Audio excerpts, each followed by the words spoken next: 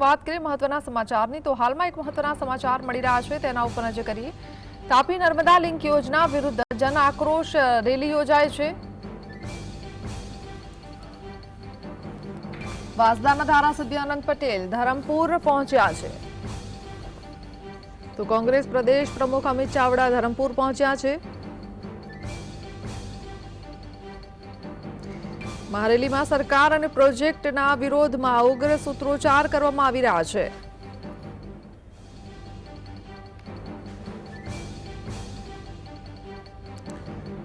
તો મહારેલીમાં ચુસ્ત બંદોબસ્ત પણ ગોઠવાયો છે। તાપી નર્મદા લિંક યોજનાને લઈને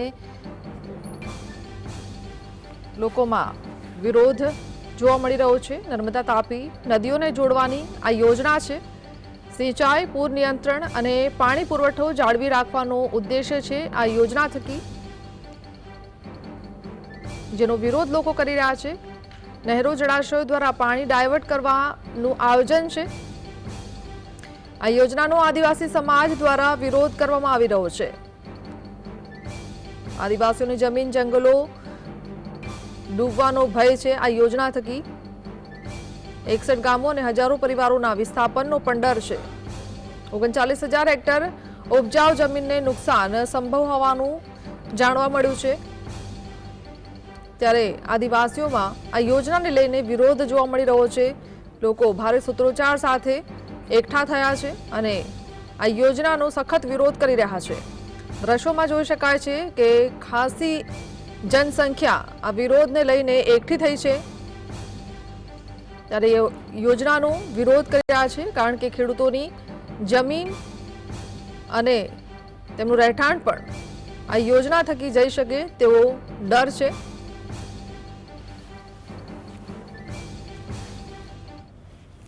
એક તરફ એમ કહે છે કે કોઈ ડીપીઆર બન્યો નથી, બીજી બાજુ સંસદમાં જવાબ મળે છે કે ડીપીઆર બનાવવામાં આવ્યો છે। એક બાજુ એમ કહે છે કે આ પ્રોજેક્ટને અમે રદ કરી દીધો છે, બીજી બાજુ એ વિભાગ દ્વારા લેખિત સંસદ સભ્યને જવાબ આપવામાં આવે છે કે અમે પ્રાયોરિટી લિસ્ટમાંથી એને એ કર્યું છે પણ રદ કરવામાં નથી આવ્યું। આ ભાજપના સંસદ સભ્યને આપેલો જવાબની કોપી છે। એનો સ્પષ્ટ મતલબ છે કે લોકોના વિરોધને દબાવવા માટે, ગુમરાહ કરવા માટે આવી રીતે ખોટા નિવેદનો અને જાહેરાત કરવામાં આવે છે। તો વલસાડના ધરમપુરમાં પાર તાપી રિવર લિંક પ્રોજેક્ટના વિરોધમાં આદિવાસી સંઘર્ષ સમિતિ દ્વારા ભવ્ય મહારેલી યોજવામાં આવી હતી, જેમાં હજારો અસરગ્રસ્ત આદિવાસીઓ જોડાયા હતા। ધરમપુર ચોકડી પાસે બિરસા મુંડાની પ્રતિમાને ફૂલહાર અર્પણ કરી રેલીનો પ્રારંભ કરવામાં આવ્યો। રેલીમાં વાંસદાના ધારાસભ્ય અનંત પટેલ, વિપક્ષના નેતા અમિત ચાવડા અને આદિવાસી કોંગ્રેસના રાષ્ટ્રીય અધ્યક્ષ વિક્રાંત ભુરિયા ઉપસ્થિત રહ્યા હતા। અમિત ચાવડાએ ભાજપ સરકારને જૂઠી સરકાર ગણાવી હતી, જ્યારે અનંત પટેલે કહ્યું કે જ્યાં સુધી શ્વેતપત્ર જાહેર નહીં થાય ત્યાં આંદોલન અટકશે નહીં। પટેલે સ્થાનિક સાંસદ ધવલ પટેલને જુઠ્ઠાલાલ કહીને ગરીબ આદિવાસીઓની વચ્ચે આવવા ટકોર કરી। રેલીને લઈને ધરમપુરમાં ચુસ્ત પોલીસ બંદોબસ્ત ગોઠવાયો। આદિવાસીઓએ શ્વેતપત્રની માંગણી સાથે રાજકીય સૂત્રોચ્ચાર કર્યા હતા।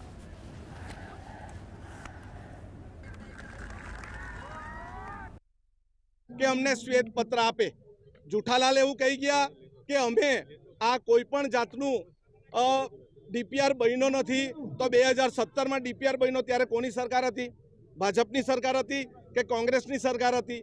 તમારી સરકારમાં ડીપીઆર બન્યો। તમારી સરકારના કેન્દ્રીય મંત્રી નિર્મલા સીતારમણજીએ 2022ની 14મી ફેબ્રુઆરીએ લોકસભામાં એમણે વાત કરી અને ત્યાર પછી પણ એક મોગલી એમ કહે છે કે આવો કોઈ પ્રોજેક્ટ નથી, ગેરમાર્ગે દોરેને હવે નવો જુઠ્ઠાલાલ નીકળી આવ્યો। એમણે કાલે કાગળ બતાવ્યું, એમણે વાંચવાની જરૂર છે। પ્રાથમિક તબક્કે આને પ્રાથમિકતા આપતા નથી, પણ પછી આપશે તો।